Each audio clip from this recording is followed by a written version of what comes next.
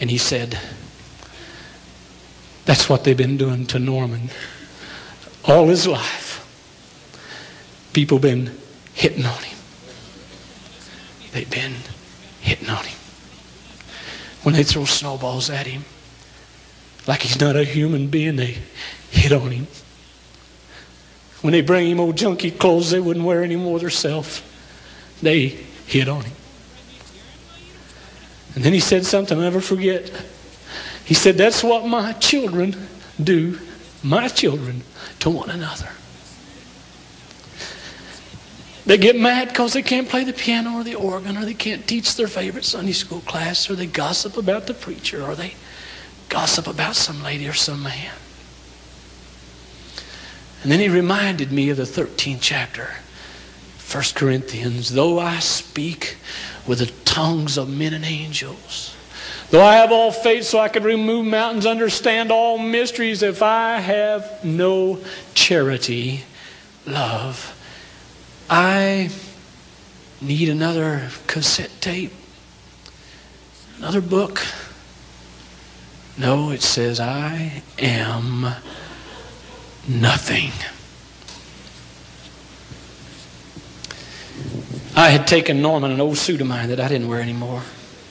God brought that to my attention, and I went over and looked in this closet, and I couldn't believe my eyes. Old shoes of every description you can imagine, old suits, sweaters that hung this way, all kinds of ties, bolos, sparkly ties, big wide ties, little ties, nothing that anyone would want to wear.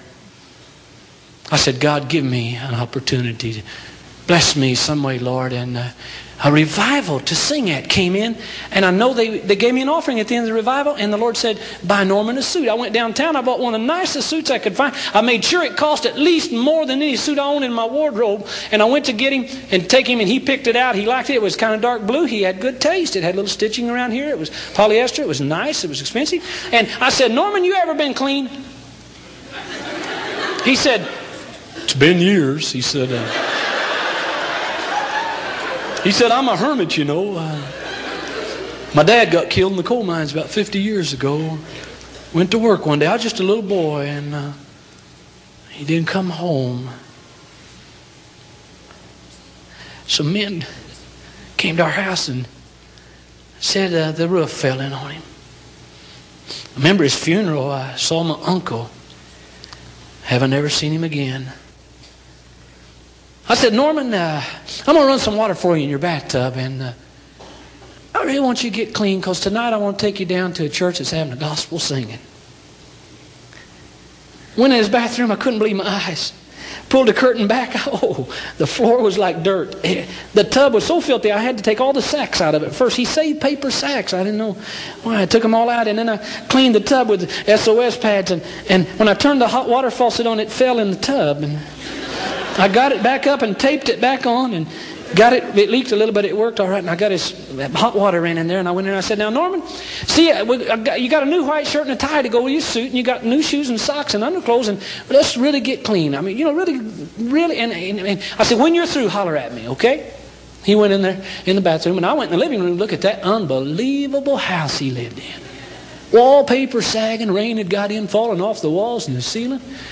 And dirt everywhere. He had an old coal furnace that belched smoke in the wintertime. Something was wrong with it. I don't know how he lived at night when he turned that on in the wintertime. Sometimes he didn't use it. I saw that he had several covers on his bed. He'd just crawl under, and that old mattress was like that. And I shook the curtain, and dust just came out.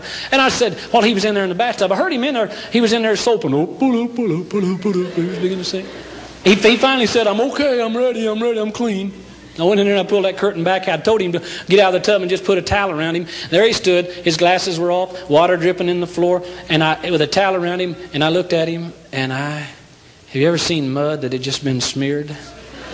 I said, not clean enough, Norman. Why don't you get back in the tub? Now, Norman, I'm serious. Now get clean. We want to be... And went back in the living room, looked the hell, went back in after he said he was okay. That went on time and time again. Finally, the floor was wet, the mirror was wet, the tub was wet, I was wet, he was wet. But when he got finished, I had scrubbed his head. I got him down like this. I didn't hurt him, but I got him in a headlock where he couldn't get away. I got an SOS. I got some lava soap, and I got a sponge, and I began to rub the top of his head. And I rubbed it, and he'd go, I rubbed it, and pretty soon I looked, and there was a bunch of white showing through. He had beautiful white hair. I scrubbed some more. I said, put your face up here. And he went. And I scrubbed his face, and I gave him the sponge. I said, all right, big boy, from the neck on down, it's yours. Get it clean. When we got finished, water all over the place, you could rub your thumb on him anywhere, and he'd squeak. We went downtown to the church, to the gospel singing. We sat down. People come up to me and say, well, Brother Mike, we're really glad to have you visiting here tonight. God bless you. And who's your friend? And about the time they'd get his hand, I'd say, that's Norman. And they'd go.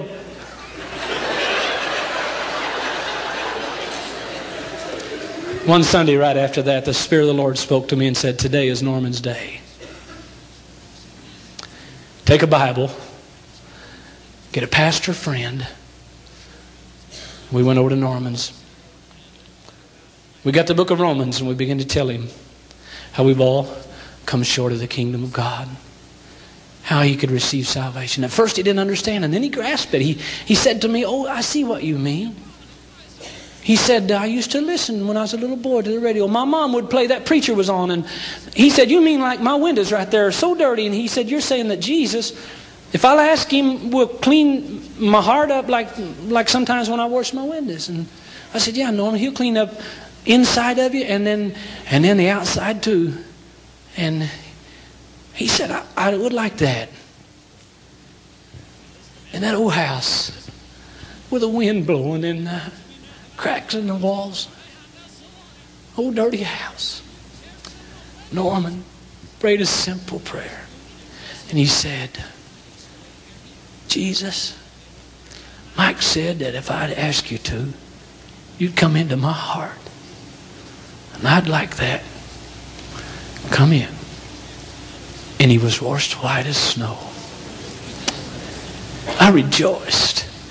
And God began to do a work in him. But God began to do a work in me. I didn't mind if everybody in town knew I was helping Norman. I used to tell them down at the ball game a little bit during the intermission. A bunch of us guys would be standing around drinking a Coke, and I'd say, just out of clear blue, I couldn't stand it anymore. I wanted to praise so bad for this little good deed I was doing. I said, I'm helping Norman. These guys would look at me like, huh? What do you think they're going to do in the second half, Fred? They're going to run the... And God said, that's not loving your neighbor as yourself. Now, folks, I want to tell you something. When I'm in a church that needs this message because they have a lack of love, I always mention to them that God is praised in a lot of places. Most Christians, generally speaking, love God, but not many love their neighbor as their self. I'm going to finish with this. And believe me, there's been 8 years or more now of this. It could go on all night long. I will not. I'll finish with this. I had pride in me. God still works on it. He said, are you willing to help Norman? No matter how long it takes. Are you willing to help him, take him places, make him a part of your life? Are you really willing? I said, oh God, he's so unlovely sometimes.